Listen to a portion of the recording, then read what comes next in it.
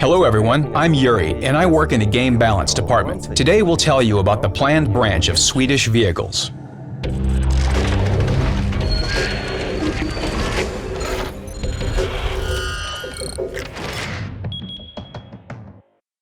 It may seem strange, but Sweden, despite being a small country, has been very prolific in creating unique and interesting vehicle models.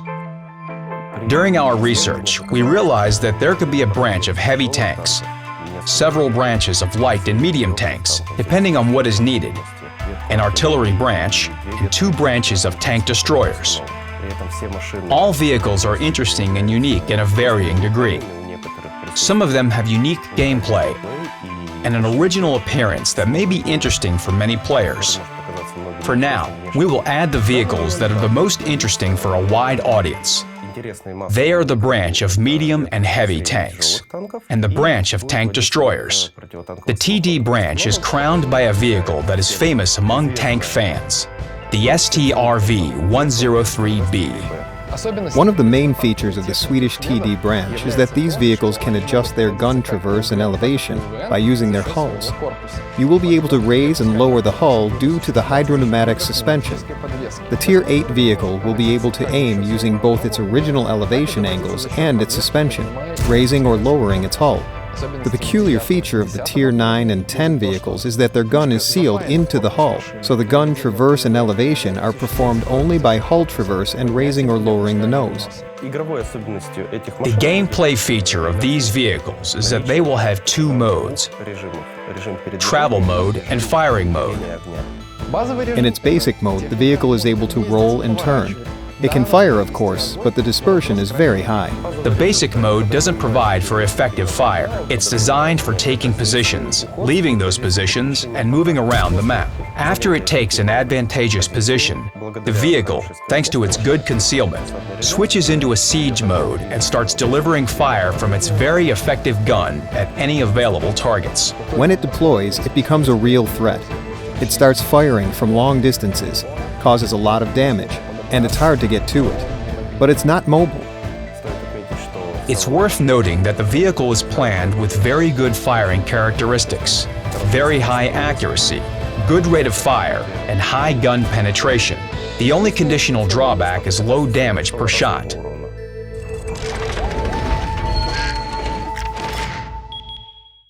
To switch into the siege mode, you need to press a special button. The time of deployment will be adjustable, depending on the vehicle. Some vehicles will deploy in 1 to 2 seconds. Some will take a bit longer. After switching from one mode to another, you switch into the siege mode, so you can aim up and down with your mouse with the help of hydropneumatic suspension. It changes the vehicle collision model itself and allows you to aim vertically with the help of the hull. It will be very easy for players to do, because switching will take 1 to 2 seconds. It only takes one button, and it's already intuitively clear for the vehicles with limited gun traverse angles that have a hull lock. So, for an experienced TD driver, there won't be many drastic changes, but the first important change is that you will now need to press the X key, because previously it wasn't necessary. You could just roll up and deliver fire without pressing it. And another change, possibly considered a drawback, is that you need time to switch into this mode and back. Players just need to occupy a position, press X, switch into the mode, and deliver fire. The vehicle itself will adjust your aiming. I mean that the suspension will raise or lower the tank's front to follow your aim. That's why players won't need to perform any additional actions. Gun traverse is performed by hull traverse, also following the aim. So in general, the mechanics are identical to that of other TDs, but the vehicle will just aim a little bit more with the help of its hull, and change its collision model by lifting or lowering its hull. For these mechanics, when the vehicle moves in this mode, in the siege mode, the effects of camouflage net and binocular telescope will stay. So we will be able to traverse the vehicle left and right and change gun elevation angles. But binocular telescope and camouflage net will still be active, so this will be another pleasant bonus in addition to excellent concealment.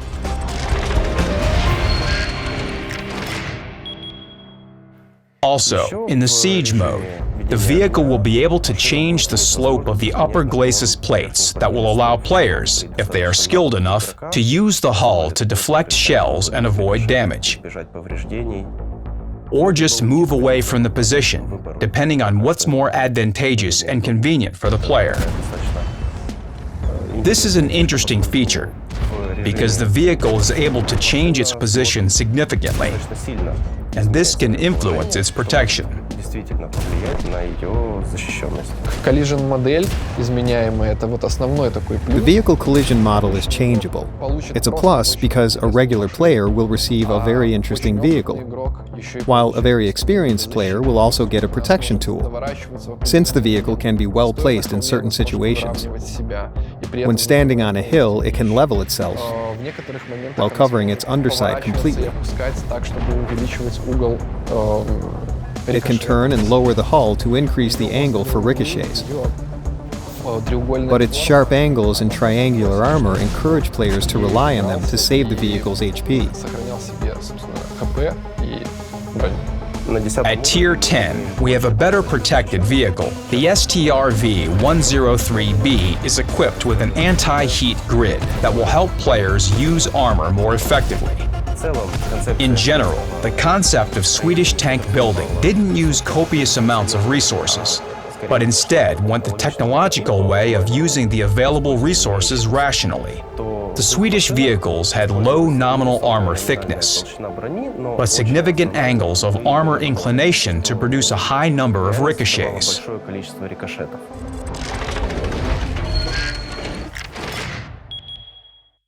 Talking about the branch, or even the nation in general, we should point out the nice, fairly convenient penetrating guns of slightly low calibers and good dynamics, which many players like, and the ability to occupy good positions first and leave them first as well.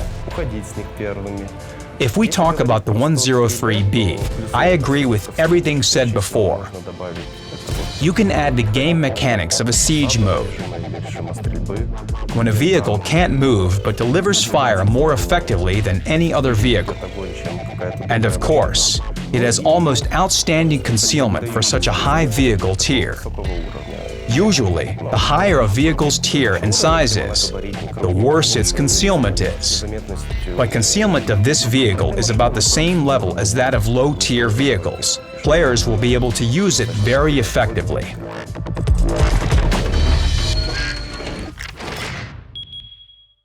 Three vehicles from the TD branch will have siege mode mechanics. They are Tier 8, 9, and 10 vehicles. The difference in mechanics at Tier 8 will be that the gun of this vehicle will have a certain degree of freedom in elevation, but to aim horizontally and for effective shooting in general, players will have to switch to the mode with additional depression angles, additional vertical freedom. This TD will prepare players for the fully fixed gun. То есть эта машина как бы будет немного подготавливать игрока к полностью зафиксированному орудию. This is a brand new mechanic. Firstly, it's calculated by our new physics, so all this happens on the server. Secondly, the gameplay on this vehicle will change from battle to battle depending on how the player uses it. Some players will use it just to deliver fire. Others will put the vehicle hull higher or lower in emergency situations to cover its lower or upper glacis plates and protect it from penetration. There are plenty of opportunities.